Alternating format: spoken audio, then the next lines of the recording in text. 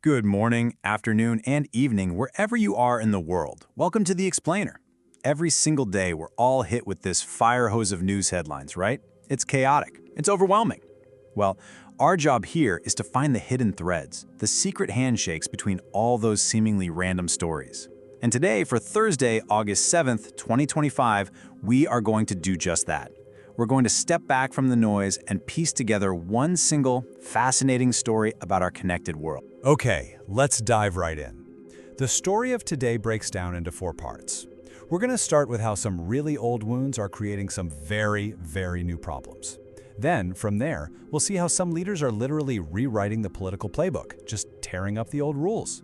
After that, we're going to zoom in on the power struggles happening inside countries, which, trust me, can be just as dramatic as anything happening between them.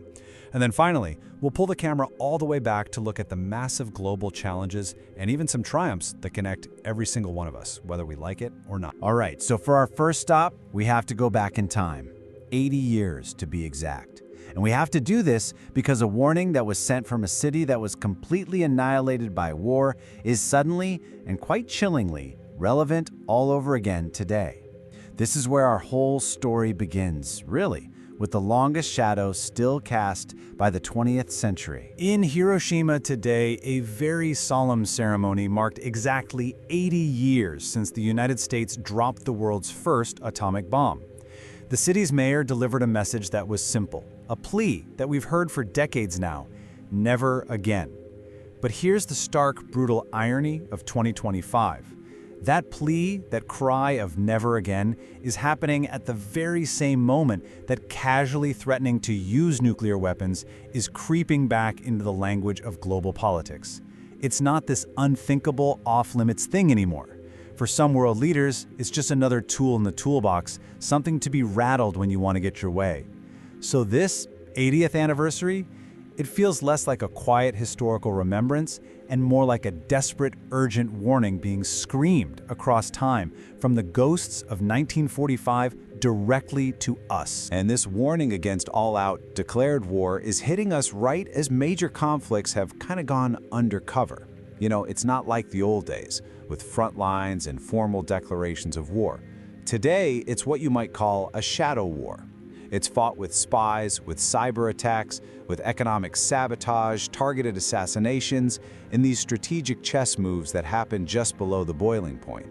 And wouldn't you know it, today's news gave us 2 perfect and deeply connected examples of how this works. Just look at these 2 headlines. They are 2 sides of the very same coin in this long-running shadow conflict.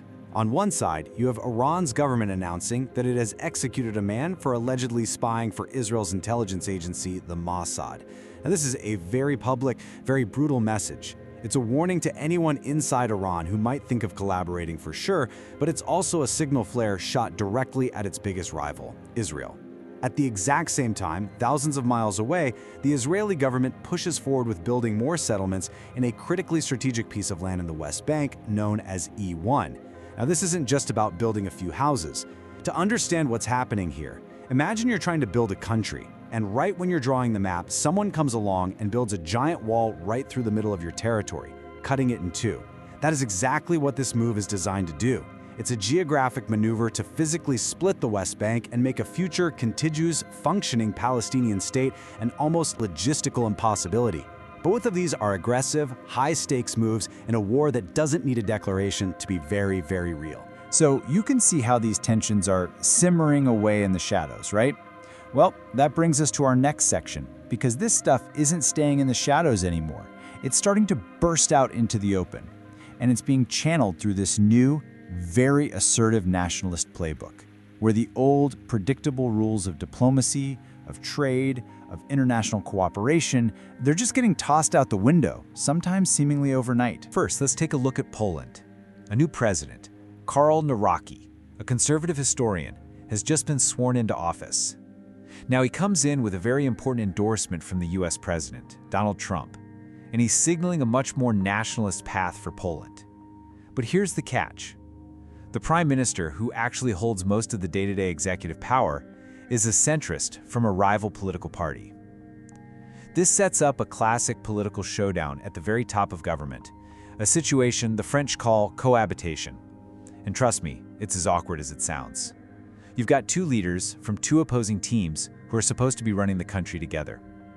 It is a perfect recipe for total government gridlock, potentially paralyzing policy in a country that is absolutely critical to NATO's eastern flank, sitting right on the doorstep of the war in Ukraine. Okay, next up, get ready for some serious policy whiplash, because this one is a doozy.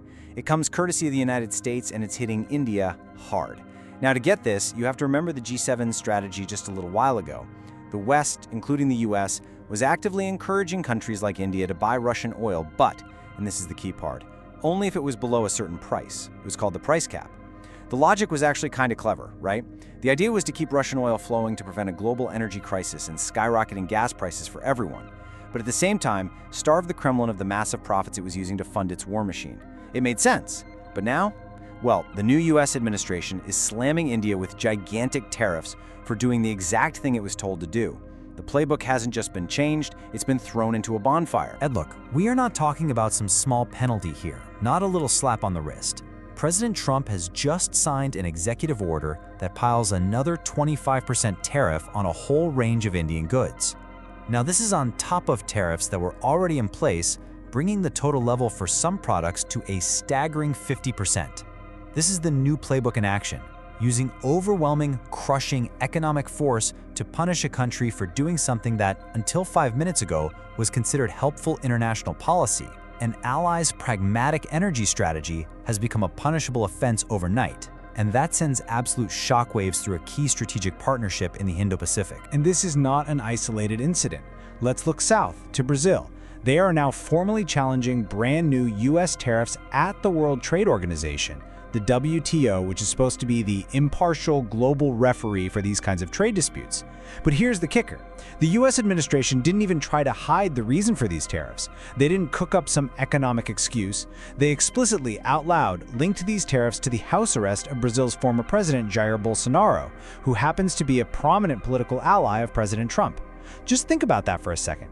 Trade policy, which is meant to be about goods and services and economics, is being wielded as a weapon for what looks an awful lot like personal political retribution. It just completely erases the line between foreign policy and directly meddling in the independent judicial system of another sovereign country. And this same playbook, this ideology-first approach, extends to domestic policy right inside the US. The Health Secretary, Robert F. Kennedy Jr., just canceled $500 million, that's $500 million, in federal funding for new mRNA vaccine research. And his stated reason, this is a direct quote, is that they aren't effective against respiratory diseases. Now that is a statement that stands in stark, direct contradiction to the overwhelming scientific and medical consensus that came out of the global COVID-19 pandemic. So this isn't just a simple budget cut. It is a major policy choice, seemingly driven by a very specific ideology that could leave not just the US, but the entire world dangerously unprepared for whatever the next major health crisis is. So you can imagine, with all of this external pressure and these big ideological shifts creating chaos between countries, things are getting pretty messy inside them too. So for our next theme, we're looking inward at crises of governance. We're seeing nations all around the world suddenly facing shocking leadership vacuums and really intense political showdowns right at home. First, a just truly gut-wrenching story from Ghana. A military helicopter has gone down, tragically killing all 8 people on board. Now, first and foremost, this is a human tragedy for the families involved, but the strategic implications of this are immense. Among the dead are the country's defense minister and its environment minister, along with other very senior military leaders. Think about that. In one horrific moment, a single accident has effectively decapitated key parts of the government's leadership. This creates a massive power vacuum, and it shakes the stability of a nation that has long been seen as an anchor of democracy in a very, very turbulent West Africa. Now, over in Europe, a long-simmering political crisis in Bosnia is hitting a boiling point.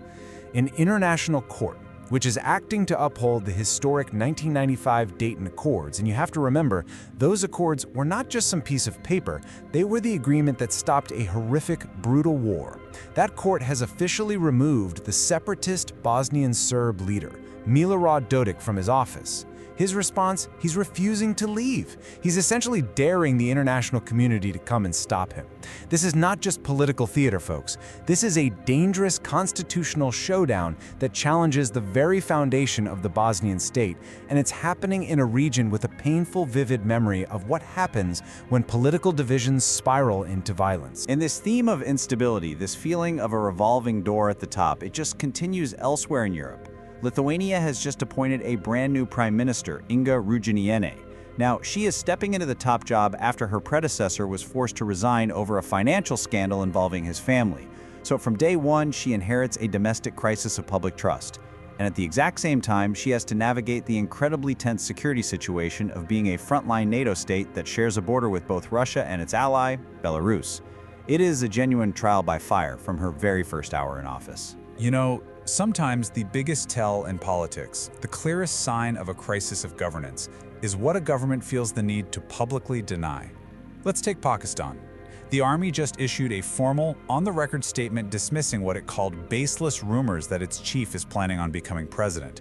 The beautiful irony, of course, is that the very fact the military even had to say that is a subtle, powerful reminder to everyone in the country of who the real kingmaker is. It's like a parent saying, "I'm not angry," but in a tone that makes it perfectly clear they are furious. Meanwhile, over in the contested region of Jammu and Kashmir, the Indian government has confiscated 25 books, declaring them forfeited for, and I quote, allegedly spreading a false narrative. This isn't just about paper and ink. It's a clear move in the ongoing battle to control history, to control the story and memory itself. Okay. After all of that conflict, all that political drama, all those internal crises, let's pull the camera back, way back. Let's zoom out one last time. Because beyond all the borders and the arguments, there's a shared global ledger. A list of problems and projects that affect every single one of us, for better or for worse, and that no single nation can ever solve alone. And today's global ledger is absolutely packed. On the challenges side of the book, you have climate change front and center. Southern Europe is literally on fire, with massive wildfires forcing thousands to evacuate their homes in France and Spain. This is the new terrifying summer normal. Then you have demographics.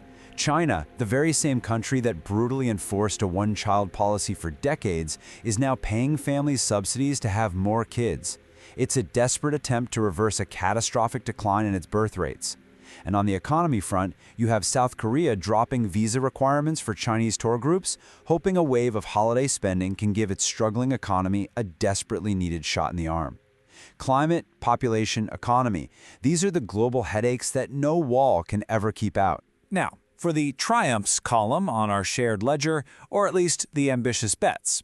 Over in Italy, after a political debate that has literally lasted for 50 years, the government has finally given the green light to a truly colossal project, a €13.5 billion bridge to connect the Italian mainland to the island of Sicily. If they actually build this thing, it will be the longest suspension bridge in the entire world. For its supporters, it's a monument to progress, a source of national pride and jobs. For its opponents, it is a monumental boondoggle, an environmental disaster just waiting to happen in an active earthquake zone. It is a massive, incredibly expensive bet on the future. But amidst all the friction and the division that we've talked about today, the day's news gives us one final, powerful story that kind of cuts through all the noise. It's an example of humanity at its absolute best. The Royal New Zealand Air Force just conducted an incredibly high-risk 19.5-hour mission. They flew a plane into the complete 24-hour darkness and the extreme cold of the deep Antarctic winter. And why? To medically evacuate 3 American staff members from the U.S. McMurdo Station. This is just a stunning display of international cooperation at the very edge of the world. No politics, no tariffs, no posturing. It was just one country's people risking their lives to help another's, simply to save human lives in the harshest environment on Earth. So, what's the big takeaway from all this? What does it all mean? Well, today's Global Brief shows a world that is just tangled in this complex web. You've got old conflicts casting new long shadows. You have new leaders playing by aggressive new rules. You have countries struggling with chaos from within. And all of us are facing these huge, shared challenges. It proves that friction and cooperation, nationalism and globalism, they're not opposites. They are always happening at the exact same time. Which leaves us all with the big question you see on the screen. On a single day, so filled with division and friction, where do we even begin to find our common ground? We really hope that by connecting all these dots for you, we've helped you build your own clear picture of the world today. Making sense of the noise, giving you a framework to understand it all. That's what we're all about. If you value this approach, follow us on Spotify and YouTube to listen to this podcast every morning at 8 a.m. GMT. And if you believe others would benefit from this, we'd be so grateful if you'd share this with your friends and family. Thank you for tuning in. We'll be back with more for you tomorrow.